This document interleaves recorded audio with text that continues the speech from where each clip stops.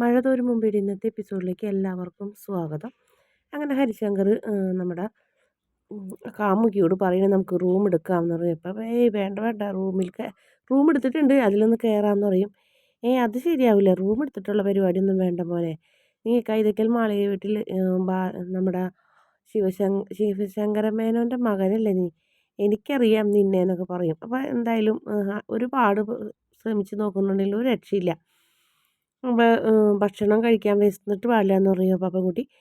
ഭക്ഷണം കഴിക്കണമെന്നുണ്ടെങ്കിൽ 1 മണിക്കൂർ മുന്നേ പറയണമെന്ന് പറയും. 1 മണിക്കൂറോ? അപ്പോൾ ഇത്രയും നേരമായിട്ട് ഒന്നും എടുത്തിട്ടില്ലേ എന്ന് പറയും. ഇല്ല, അതൊക്കെ നേരത്തെ പറയണമെന്ന് പറയും. എന്നാൽ നമുക്ക് പോകണ വഴിക്കല്ല ഹോട്ടലിൽ നിന്ന് കഴിക്കാം, സന്ധ്യയായി, ഇനി ഇവിടെ നിന്നിട്ട് കാര്യമില്ല, ബായോ എന്ന് പറയും. അങ്ങനെ ഹരിശങ്കർ പഠിച്ച പണി 18 നോക്കണ്, രക്ഷയില്ല, ദേഷ്യപ്പെട്ട്. ആ പെൺകുട്ടി പറയും, നീ വേണമെങ്കിൽ റൂമിൽ പോയി കണ്ടോ, ഞാൻ ഇവിടെ നിന്നോളാം എന്ന് പറയും. സാറേ, രക്ഷയില്ലല്ലേ, സാറ് വിചാരിച്ചാലൊന്നും നടക്കില്ല, കാപ്പക്കുട്ടിയെ കണ്ടാലറിയില്ലേ, അത് സാറ് ചേർന്ന പെൺകുട്ടിയൊന്നുമല്ല, സാർ ഉദ്ദേശിക്കുന്ന തരത്തിലുള്ളതൊന്നല്ല എന്ന് തോന്നുന്നുണ്ടെന്ന് പറയും. അങ്ങനെ ദേഷ്യപ്പെട്ട് പോരുണ്. വണ്ടിയിൽ കയറിയിട്ട് ഒരു രക്ഷയില്ല, 3000 രൂപയും പോയി, ഹരിശങ്കറിൻ്റെ സ്വപ്നമൊക്കെ പൊലിഞ്ഞ് ദേഷ്യം വരുന്നുണ്ട് ഹരിശങ്കറിനോട്. ഒരു നല്ല അവസരം ഉണ്ടായിട്ട് അവൾ കളഞ്ഞു കുളിച്ച് അങ്ങനെയാണ് ഇങ്ങനെയെന്നൊക്കെ പറയും. എന്തായിട്ട് നല്ല സമയം തന്നെയായിരുന്നു, രാവിലെ തുടങ്ങി ഇത്രയും നേരം ഇരുന്നില്ലേ, ഇത് മതി എന്നൊക്കെ പറഞ്ഞ് ആ പെൺകുട്ടി വണ്ടിയിൽ കയറി പോകും. പിന്നീട് ബാലചന്ദ്രനെ കാണിക്കുന്നത് കോഴിമ്പെല്ലടിക്കുന്നുണ്ട്. അപ്പോൾ അലീന വന്ന് വാതിൽ തുറക്കുന്നുണ്ട്. അപ്പോൾ ഗോവർദ്ധനാണ്. ബാലേട്ടനില്ലേന്ന് ചോദിക്കും. ഉണ്ട്, വായോ എന്ന് പറയും. അങ്ങനെ അകത്ത് കയറി, എന്താ നീ പോന്നാൽ ഹോസ്പിറ്റലിൽ ആരെന്ന് ചോദിക്കും. ഇപ്പം അവിടെ അവളുണ്ടല്ലോ, പിന്നെയെന്ന് വെച്ചിട്ടുണ്ടെങ്കിൽ മനു ഉണ്ട് എന്ന് പറയും. ശരി, എന്തിനാ പോകുന്നതെന്ന് ചോദിക്കും. അത് ഇപ്പോൾ വൈദ്യ സഹോദരന്മാരോന്ന്, അവർ ഹോട്ടലിലാണെന്ന് പറയും. ആണോ? എന്നാൽ എന്താ വിശേഷം എന്ന് ചോദിക്കും. അവർ ബില്ലെടുത്ത് എൻ്റെ അടുത്താണെന്ന് അറിയും. ആരെന്ന് ചോദിക്കും. ശിവേട്ടൻ പറയും. അയാൾക്ക് നാണല്ലേ നിൻ്റെ ബില്ല് തരാൻ, അയാളെന്തിനാ നിൻ്റെ ബില്ല് തരുന്നതെന്ന് ചോദിക്കും. അയാൾക്ക് അത്ര അഭിമാനം ഉണ്ടെങ്കിൽ എൻ്റെ അല്ലേ തരണ്ടേ എന്നൊക്കെ പറയും. നമ്മളല്ലേ ഏട്ടാ ബില്ലടയ്ക്കേണ്ടത്, അപ്പോൾ പിന്നെ നമ്മൾ തന്നെ അടയ്ക്കണം. അതല്ല എടാ, ഈ 2 ലക്ഷം രൂപയൊക്കെ എനിക്ക് ഒരു രോമം പൊഴിയുന്ന പോലെയുള്ളൂ. പക്ഷേ അതല്ലല്ലോ, സ്വന്തം ആങ്ങളമാർ മുക്കിന് മൂലയ്ക്ക് നിന്നും കഴിഞ്ഞിട്ട് ഓരോന്ന് പറഞ്ഞ് ഓതി കൊടുക്കണ ആങ്ങളമാർ എന്തിനാണ് അവിടെ വെറുതെ നടക്കുന്നത്. ഒരു ബില്ല് വന്നപ്പോൾ അത് നിന്നെ ഏൽപ്പിച്ച്, അയാൾ മര്യാദക്കാരനാണെങ്കിൽ അയാൾ നാളെ ഞാൻ ചെല്ലുമ്പോൾ, ബാലേന്ദ്ര നിൻ്റെ ഭാര്യയുടെ ബില്ല് നീ അടയ്ക്കണം, ഞങ്ങൾ അടയ്ക്കില്ല എന്ന് പറഞ്ഞ് ഞങ്ങളെ തരുന്നതായിരുന്നു, അത് നന്ദസ് എന്നൊക്കെ പറഞ്ഞ് ഒരുപാട് കുറ്റം പറയുന്നുണ്ട്. എന്നിട്ട് ഗോവർദ്ധൻ ആകെ ടെൻഷൻ അടിച്ചുകൊണ്ട് ചെക്ക് എടുത്ത് കൊടുക്കും. ബാലേന്ദ്രൻ ഒന്നും മിണ്ടാതെ ഒപ്പിട്ടൊക്കെ കൊടുക്കുന്നുണ്ട്. അതിനുശേഷം അലീന ചായ ആയിട്ട് ഗോവർദ്ധൻ്റെ അടുത്തേക്ക് വരുമ്പോൾ ഗോവർദ്ധൻ താങ്ക്സ് ഒക്കെ പറയുന്നുണ്ട്. എനിക്ക് ചായ ഇല്ലേന്ന് ചോദിക്കും. ഇല്ല, ഊണ് കഴിച്ചാൽ മതി എന്ന് പറഞ്ഞ് അലീന അകത്തേക്ക് പോകും. പിന്നീട് ഗോവർദ്ധൻ്റെ ഭാര്യയും മനുവും കൂടെ ഇങ്ങനെ അവിടെ നിൽക്കണ് ഹോസ്പിറ്റലിൽ. ഒരു മൊബൈലൊക്കെ കണ്ടുകൊണ്ടിരിക്കുന്നത്. അപ്പോൾ ബാലേന്ദ്രൻ വരും. മനു നീ ഉണ്ടായോന്ന് ചോദിക്കും. ഞാൻ ഉണ്ടായി, നീ പോയി കണ്ടോടി എന്ന് ചോദിക്കും. അപ്പോൾ കണ്ടു എന്ന് പറയും. എങ്ങനെയുണ്ടെന്ന് പറയും. എങ്ങനെ ഉണ്ടാവാൻ, ഡ്രസ്സ് ചെയ്തപ്പോൾ ഡ്രസ്സിങ്ങിൻ്റെ സമയമായപ്പോൾ എന്നെ വിളിപ്പിച്ചു, ഭയങ്കര കരച്ചിലായിരുന്നു വേദന കൊണ്ട്. അപ്പോൾ ഒരാളും കൂടി സഹായത്തിന് വേണമെന്ന് പറഞ്ഞിട്ട് വിളിപ്പിച്ചാണ്. സംസാരിച്ചോ എന്ന് ചോദിക്കും. സംസാരിച്ചൊന്നുമില്ല എന്ന് പറയും. എന്നാൽ നീ പൊക്കോളാൻ പറയും. ശരി എന്ന് പറയും. അങ്ങനെ വൈകുന്നേരം വരാമെന്ന് പറഞ്ഞ് ആ പെൺകുട്ടി പോകും. പിന്നീട് മനുവിനോട് പറയും, മനു നീയും പൊക്കോ, നീ രാത്രി ഒന്നും ഉറങ്ങാണ്ടിരുന്നതല്ലേ എന്ന് പറയും. ആരും വിളിപ്പിച്ചൊന്നുമില്ല, എന്നാലും ഇവിടെ ആൾ വേണമല്ലോ എന്ന് പറയും. പിന്നെ നീ നിൻ്റെ അച്ഛനോടൊന്ന് ദൈവത്തെ ഓർത്ത് ഇവിടെ, അച്ഛനോടും ചെറിയച്ഛനോടും ഇവിടെ വന്ന് അങ്ങോട്ട് ഒരുപാട് സഹായിക്കല്ലേ എന്ന് പറയണം കേട്ടോ എന്ന് പറയും. ആ സമയത്ത് മനു പോകുമ്പോൾ ഒരു നേഴ്സ് വന്ന് പറയും, 5 മിനിറ്റ് വിസിറ്റിന് രോഗിനെ കാണാനുള്ള സമയമാണ്, വേണമെങ്കിൽ വന്നാൽ കാണാമെന്ന് പറയുന്നു. അങ്ങനെ ബാലചന്ദ്രൻ ചെന്ന് നോക്കുമ്പോൾ ബോധമൊന്നും വന്നിട്ടില്ല, അതേപോലെ തന്നെ വടി പോലെ ഇങ്ങനെ കിടക്കണ്.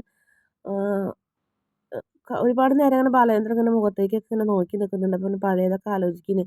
നിങ്ങളെന്നെ ചതിക്കുകയായിരുന്നില്ലേ, 23 വർഷം 22.5 വർഷമായിട്ട് നിങ്ങളെന്നെ ചതിക്കുകയായിരുന്നില്ലേ, അലീന നിങ്ങളുടെ മകളാണല്ലേ, എനിക്ക് നിങ്ങളെ കൂടെ ജീവിക്കാനാ ശേഷം താല്പര്യമില്ല, പിന്നെ മക്കൾക്ക് വേണ്ടി ഞാൻ അങ്ങോട്ട് ക്ഷമിക്കാം, പക്ഷെ അവളെ ഇവിടെ നിന്ന് പറഞ്ഞയക്കണം, ഈ വീട്ടിൽ അവൾ പാടില്ല എന്ന് പറയും. നടക്കില്ല എന്ന് പറഞ്ഞപ്പോൾ എന്നാൽ ശരി, നിങ്ങളും അവളും കൂടി ആയിക്കോ എന്ന് ജീവിച്ചോ, ഞാൻ പോകണമെന്ന് പറഞ്ഞ് പോണ ഭാഗങ്ങളൊക്കെ ഇങ്ങനെ ആലോചിക്കുന്നു. അപ്പോൾ ബാലേന്ദ്രൻ നേഴ്സിനോട് ചോദിക്കുന്നുണ്ട്, ഇനി എപ്പോഴാണ് ബോധം വരാമെന്ന് ചോദിക്കും. അതൊന്നും പറയാൻ പറ്റില്ല, ചിലപ്പോൾ 4 മണിക്കൂർ, കറക്റ്റായിട്ട് അറിയണമെന്നുണ്ടെങ്കിൽ ഡോക്ടറോട് ചോദിക്കണം എന്ന് പറയും. ശരി വേണ്ടാന്ന് പറഞ്ഞ് ബാലചന്ദ്രൻ ഒന്നും കൂടെ കുറച്ച് നേരം നോക്കി നിന്ന് പോകണം. അങ്ങനെ വൈജയന്തി ഇതൊന്നും അറിയണില്ല, അങ്ങനെ കിടക്കണം. പിന്നെ വീണ്ടും ഗോവർദ്ധനെയാണ് കാണിക്കുന്നത്. അപ്പോൾ ഗോവർദ്ധൻ പറയും, അപ്പോൾ ഗോവർദ്ധൻ വന്നിട്ടുള്ളൂ, നീ എപ്പോൾ വന്നു, ഞാൻ ദേ ഇപ്പോൾ വന്നോളൂ എന്ന് പറയും. ബാലേട്ടൻ കണ്ടോ ചേച്ചി, കണ്ടു എന്ന് പറയും. എന്തെങ്കിലും മിണ്ടിയോ, എന്ത് മിണ്ടാൻ, അതേപോലെ തന്നെ കിടക്കണമെന്ന് പറയും. ചേച്ചി ഇങ്ങനെ കിടക്കണതിൽ ചേട്ടന് വിഷമമൊന്നുമില്ലേ, ഞാനുണ്ടാക്കിയതാണോ ഈ ആക്സിഡൻറ്റ്, ഈ വഴി നീളെ റോഡ് ശ്രദ്ധിച്ച് പോകാന്നൊക്കെ പറഞ്ഞ് റോട്ടിൽ ബോർഡ് വയ്ക്കുന്നതൊക്കെ മനുഷ്യന്മാർക്ക് പോകാനാണ്. ശ്രദ്ധിച്ച് പോവാന്നൊക്കെ പറയുന്നതൊക്കെ നോക്കണം എന്ന് പറയും. പിന്നെ രാത്രി വീട്ടിൽ കിടന്നുറങ്ങുന്ന ആള് അഹങ്കാരത്തിൻ്റെ ഫലമായിട്ട് എഴുന്നേറ്റ് പോയതല്ലേ, അതും എൻ്റെ കുഴപ്പമാണോ എന്ന് ചോദിക്കും. ഞാനല്ലല്ലോ ഇതൊന്നും ചെയ്തതെന്ന് പറയും. പിന്നെ ബാലേന്ദ്രൻ ഇങ്ങനെ പറയുന്നത് അതിനുശേഷം ഇങ്ങനെ നിർത്തി വന്നിട്ട് പറയും, പിന്നെ വിഷമം അതൊക്കെ മനസ്സിൽ നിന്ന് വരുന്നതല്ലേടോ, വെറുതെ ഇങ്ങനെ അഭിനയിച്ചിട്ട് കാര്യമില്ലല്ലോ വൈജയന്തി ആങ്ങളമാരെ പോലെ, അത് നടക്കില്ലല്ലോ, അതുകൊണ്ട് അഭിനയിക്കാൻ എനിക്ക് അറിയില്ല എന്ന് പറയും. ബാലചന്ദ്രൻ അങ്ങനെ മുഴുവനൊന്നും പറയുന്നില്ല, കുറച്ചിങ്ങനെ സംസാരിച്ചിട്ട് പിന്നെ ഒന്നും മിണ്ടാണ്ട് ഇങ്ങനെ നിൽക്കണ്. ഗോവർദ്ധന് പറയുന്നുണ്ട് അവരിങ്ങനെ വെറുതെ അങ്ങോട്ടും ഇങ്ങോട്ടൊക്കെ നടക്കുന്നുണ്ടെന്നല്ലാണ്ട് അവരെ കൊണ്ട് വേറെ സഹായമൊന്നുമില്ല, അവരൊന്നിനും പ്രതീക്ഷിക്കേണ്ട, അവരവിടെ നിന്നോട്ടെ, വെറുതെ കാഴ്ചക്കാരായിട്ട് നിൽക്കാമെന്ന് മാത്രമല്ലാണ്ട് വേറെ ഒന്നും അവരുദ്ദേശിച്ചിട്ടില്ല, അതുകൊണ്ടുള്ള ബില്ല് പോലും അടയ്ക്കാണ്ട് ഇങ്ങനെ നിൽക്കണേന്ന് പറയും. അതിനുശേഷം നമ്മുടെ രാജീവൻ ഡോക്ടറെ അടുത്തേക്ക് വരും. ഡോക്ടർ ഞാൻ വൈജയന്തിയുടെ ആങ്ങളേന്ന് പറയും. എന്താ അറിയണ്ടേന്ന് ചോദിക്കും. എന്തെങ്കിലും കൂടുതൽ എന്തെങ്കിലും അറിയാനും ചോദിച്ചു വന്നതെന്ന് പറയും. പ്രത്യേകിച്ചൊന്നും പറയാൻ പറ്റില്ല, പല്ലുകൾ ഇളകിയിട്ടുണ്ട്, താടിയിൽ പൊട്ടിയിട്ടുണ്ട്, അതുകൊണ്ട് സംസാരിക്കാൻ പറ്റില്ല, പിന്നെ കാലും കൈയും എല്ലാം ഒടിഞ്ഞിരിക്കുകയല്ലേ എന്ന് പറയും. ഇതിൽ കൂടുതൽ എന്തെങ്കിലും അറിയണമെന്ന് ചോദിക്കും. കൂടുതലൊന്നും അറിയണ്ട, കുറച്ച് ദിവസം പിടിക്കുമോ, കുറച്ചല്ല ആഴ്ചകളോളം പിടിക്കും എന്ന് പറയും. അതിനുശേഷം പുറത്തിറങ്ങിയിട്ട് പറയും, ജീവൻ തിരിച്ചു കിട്ടിയല്ലോ ചേട്ടാ, അതുതന്നെ ഭാഗ്യം. ആ കാറ് കണ്ടാലുണ്ടല്ലോ, ഇതൊന്നും ഇവള് ജീവിച്ചിരിക്കുന്ന പോലും തോന്നില്ല, എൻ്റെ കയ്യിലുണ്ടാ വീഡിയോ, നിനക്ക് എവിടെ നിന്ന് കിട്ടിയെന്ന് ചോദിക്കും. ഹരി ആക്സിഡൻറ്റ് നടന്നെന്ന് അറിഞ്ഞപ്പോൾ അവൻ നേരെ അങ്ങോട്ട് പോയത്, അവൻ ഇങ്ങനത്തെ കാര്യത്തിലൊക്കെ അല്ലേ ശ്രദ്ധ. അനിയൻ ചേട്ടന് ആ വീഡിയോ കാണിച്ചു കൊടുക്കണ്. അപ്പോൾ സഹോദരി ഒരു ആക്സിഡൻറ്റ് കണ്ണിൽ അങ്ങോട്ട് കാണുന്നു, പ്രത്യേകിച്ച് വിഷമമൊന്നുമില്ല, അതുകൊണ്ടോ കാണാൻ പറ്റണില്ല, സഹിക്കാൻ പറ്റണില്ല, എന്നാലും നീ ഇത് എൻ്റെ ഫോണിലേക്ക് ഒന്ന് സെൻഡ് ചെയ്യാൻ പറയുന്നത്, അങ്ങനത്തെ ഒരു സംസാരമായിരുന്നു അവിടെ നടന്നത്. അതിനുശേഷം ഹോസ്പിറ്റൽ ബില്ലൊക്കെ നോക്കണ് ഗോവർദ്ധനൻ. അപ്പോൾ അതിലേ അങ്ങോട്ട് വരുന്നുണ്ട്, രാവും പകലും നീ തന്നെയാണോ എന്ന് ചോദിക്കും സഹോദരന്മാർ. ഞാനല്ലാണ്ട് പിന്നെ ആരോടെ നിൽക്കണ്ടേന്ന് ചോദിക്കും. പറയും നീ എന്ത് നോക്കണേന്ന് ചോദിക്കും. ഹോസ്പിറ്റൽ ബില്ല് മറ്റുള്ള കാര്യങ്ങളൊക്കെ എന്ന് പറയും. അതെന്താ നീ നോക്കണേ, ഞങ്ങളല്ലേ അടയ്ക്കണേന്ന് പറയും. നിൻ്റെ വീട്ടിൽ നിന്നല്ലല്ലോ അടയ്ക്കണേന്ന് ചോദിക്കും. എൻ്റെ വീട്ടിൽ നിന്ന് അടയ്ക്കണോ എന്ന് ചോദിക്കും. നിങ്ങൾക്കല്ലേ ബാലേട്ടനേക്കാളും കൂടുതൽ അവകാശം എന്ന് ചോദിച്ച് ദേഷ്യപ്പെടുന്നുണ്ട് ഗോവർദ്ധനൻ. ഞങ്ങൾക്കോ, അവനാണ് ബാലചന്ദ്രനാണ് അതൊക്കെ അടയ്ക്കാനും നോക്കാനുള്ള അവകാശം എന്ന് പറയും. എന്നാര് പറഞ്ഞു, ബാലേട്ടനെ 45 വർഷമായിട്ട് വൈജയ ചേച്ചി അറിയുള്ളൂ, ബാലേട്ടന് 22.5 വർഷമായിട്ട് അറിയുള്ളൂ, നിങ്ങൾക്ക് 45 വർഷമായിട്ടുള്ള ബന്ധമില്ലേ, അപ്പോൾ ബാലേട്ടനേക്കാളും ബന്ധം കൂടുതൽ നിങ്ങൾക്ക് തന്നെയാണ്, അല്ലാണ്ട് എൻ്റെ വീട്ടിൽ നിന്നോ ബാലേട്ടൻ്റെ വീട്ടിൽ നിന്നോ എല്ലാവരും അടയ്ക്കേണ്ടത്, നിങ്ങളാണ് നിങ്ങളുടെ സഹോദരനെ നോക്കേണ്ടതായിരുന്നു, എന്നിട്ടിപ്പോൾ വലിയ വർത്തമാനം പറയണേ എന്ന് പറഞ്ഞൊക്കെ ഇങ്ങനെ ദേഷ്യപ്പെടുന്നു. അപ്പോൾ അവർക്കും ദേഷ്യം വരുന്നുണ്ട്. അപ്പോൾ അവർ പറയുന്നുണ്ട്, അപ്പോൾ ഒരാൾ പറയുന്നുണ്ട്, നീ അവനോടോ ചൊറിയാൻ നിൽക്കണ്ട, നീ വാ നമുക്ക് പോകാമെന്ന് പറയും. ഞങ്ങളെ ഹോട്ടലിലുണ്ട്, എന്തെങ്കിലും ആവശ്യമുണ്ടെങ്കിൽ വിളിച്ചാൽ മതി എന്ന് രാജീവൻ പറയുന്നു. അപ്പോൾ ഗോവർദ്ധൻ ചോദിക്കും എന്താവശ്യം എന്ന് ചോദിക്കും. അപ്പോൾ ഒന്നും മിണ്ടണില്ല അവർ. നമുക്ക് പോകാം, ഇവിടെ നിന്നാൽ ശരിയാവില്ല എന്ന് പറഞ്ഞ് രണ്ട് സഹോദരന്മാരും അവിടുന്ന് രക്ഷപ്പെടും.